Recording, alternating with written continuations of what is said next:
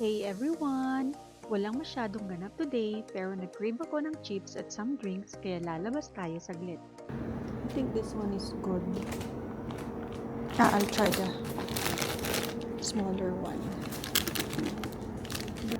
Sweet chili and sour cream. Sour cream and onion. Parang masarap din to.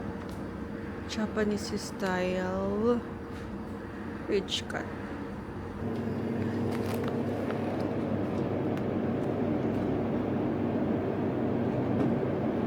Class. Thank you. So, lumabas lang naman tayo actually para bumili ng Coke dahil Coke is life. The next day. The next day, nag-crave kami ng Chinese food so tara, let's head out and try one of the go-to Chinese restaurants daw ng mga Pinoy dito. And instead na train, bus naman ang sasakyan natin today para ma-experience din natin kung paano mag-commute using the bus system here. Maluwag, malinis, and very senior-friendly din ang mga bus dito. Comfortable din ang ride kaya okay talaga for daily commute. And just like the train, Opal card din ang gamit for payment. So make sure to tap on when you board the bus and tap off before you leave para tama ang fare na ma-charge sa'yo.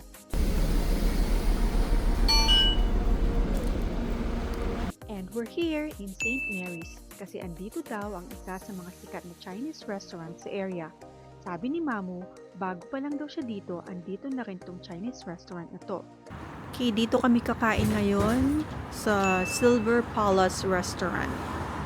Masarap daw ito na Chinese restaurant. Akala ko kanina close kasi may mga pa-curtain pa. Yan siya.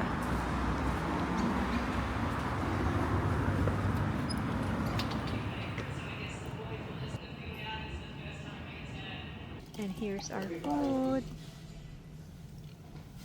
That's it for today's video. Thank you for watching. Yun lang. Bye!